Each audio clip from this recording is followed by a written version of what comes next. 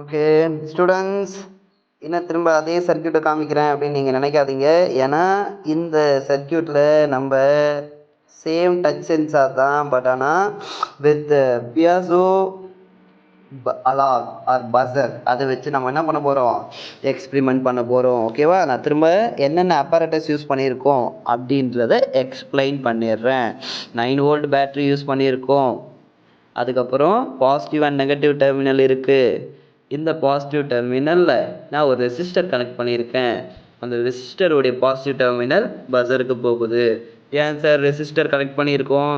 ஏன்னா ரெசிஸ்டர் இருந்தால் தான் இந்த 9 வோல்ட் வந்து அப்படியே இந்த பஸருக்கு போகாது. ஏன்னா இந்த பஸர் வந்து கெப்பாசிட்டி கம்மி.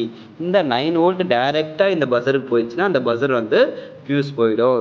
அந்த பஸர் வந்து அந்த சர்க்கியூட் வந்து கட் ஆகிடும். ஓகேவா? பஸர் போயிடும், சிம்பிளாக சொல்ல போனால்.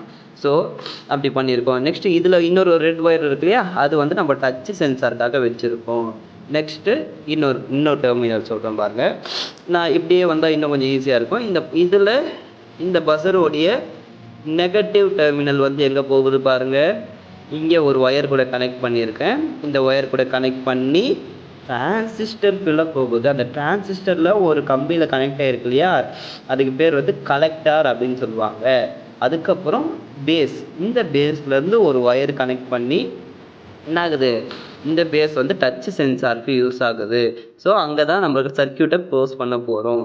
அப்புறம் நம்ம சர்க்கியூட் க்ளோஸ் பண்ணிட்ட அப்புறம் நெக்ஸ்ட்டு என்ன இருக்குது, எமிட்டார் கம்பி இருக்குது பாருங்கள்.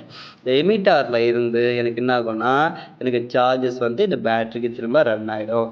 திரும்ப எனக்கு கண்டினியூஸாக அது நடக்கும்போது இந்த பஸர் வந்து கண்டினியூஸாக ஒர்க் ஆகிட்டே இருக்கும், ஃபங்க்ஷன் ஆகிட்டே இருக்கும். ஓகேவா? இப்போ நம்ம வந்து டச் பண்ணி காமிக்க போகிறோம். ஓகேவா?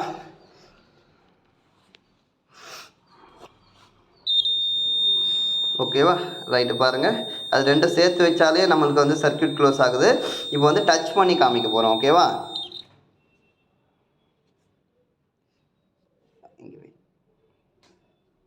அது எடுத்துங்க.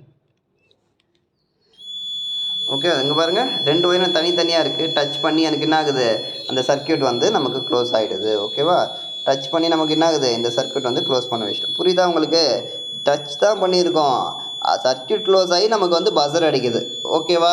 எதாவது டவுட் இருந்ததுன்னா கமெண்ட் பாக்ஸில் போடுங்க. ஓகேவா? தேங்க்யூ.